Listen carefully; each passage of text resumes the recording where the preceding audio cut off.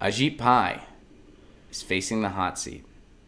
Congress is set to grill the FCC's chairman for falsely claiming his agency was hit with a cyber attack. Here's how it could affect the war over net neutrality. You guys know that net neutrality is an issue near and dear to my heart. You know that I'm fighting for municipal broadband in my community in Pasadena.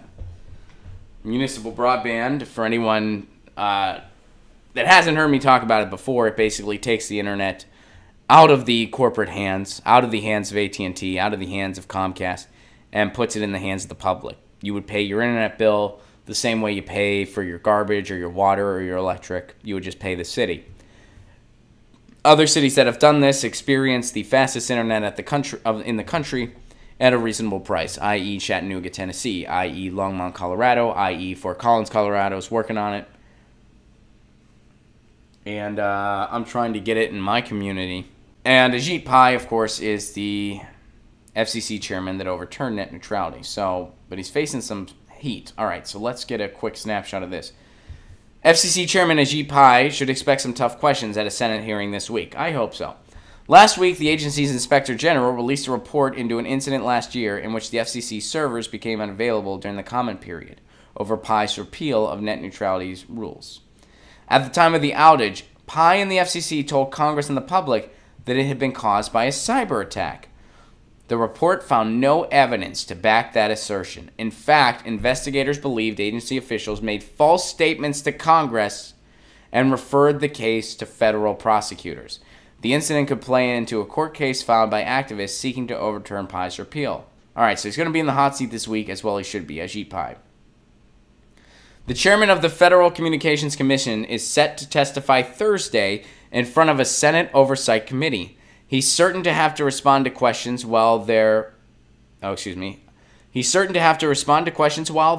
about false statements he and some of his subordinates made to lawmakers about an incident last year in which the agency's computer systems got overwhelmed during the comment period for its then ongoing net neutrality proceeding. Now keep in mind, this happened the first time too. The first time they came after net neutrality, while Tom Wheeler was head of the FCC, Obama was the president. People commented so much during the FCC open comment period that the website crashed.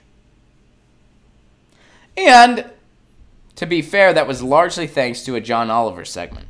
Pai has tried to distance himself from those false statements, blaming them on the agency's former chief information officer, David Bray. But lawmakers are sure to want to know when Pai knew the statements were false and why he didn't retract them earlier. Perhaps more importantly, lawmakers may well try to delve into the role the incident played in Pai's effort to overturn the FCC's net neutrality ruling. And the incident and Pai's answers about it could factor into ongoing court battle over his repeal of those rules. Net neutrality is at the heart of the current controversy. As you probably know by now, net neutrality, alright, so we already know. After proposing his repeal last year, Pai followed agency protocol and opened up his proposal to public comment. In May of last year, comedian John Oliver made the repeal effort the focus of one of the episodes of his show, Last Week Tonight. Oliver supports net neutrality, explained in this episode. Okay. So in the end of the episode, he encouraged viewers to go to the website immediately after the FCC's comment system saw a spike in traffic. Same thing that happened in 2015. So they're saying it was a cyber attack, and it wasn't. It was just they got a bunch of comments. The FCC wasn't hit with an attack and wasn't in 2014. But the situation is worse than that for Pai and his agency. So it's not enough that there wasn't an actual attack. That was a lie. The investigation found that FCC officials had little basis for making their statements. So they just totally lied. In fact, the paucity of evidence for the attack was so clear so early on, the investigation quickly swiveled from being an inquiry into a cyber attack into an examination of whether and why FCC officials misled Congress. Probably because more people were commenting in favor of net neutrality, and it was abundantly obvious via their own website that they were thumbing their nose in the face of public opinion by repealing net neutrality.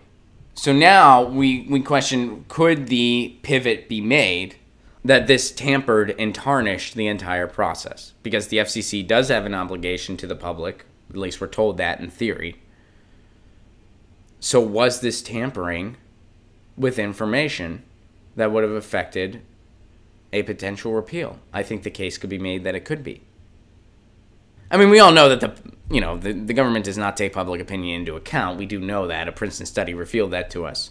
However, when the corruption was so much on the surface, a court of law can step in a case like this and say, you tarnished what is supposed to be a democratic and transparent process.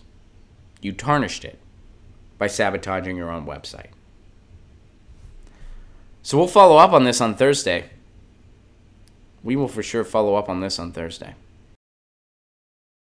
Get your news on with Ron. Don't you want to know what's going on? We're getting our news on today.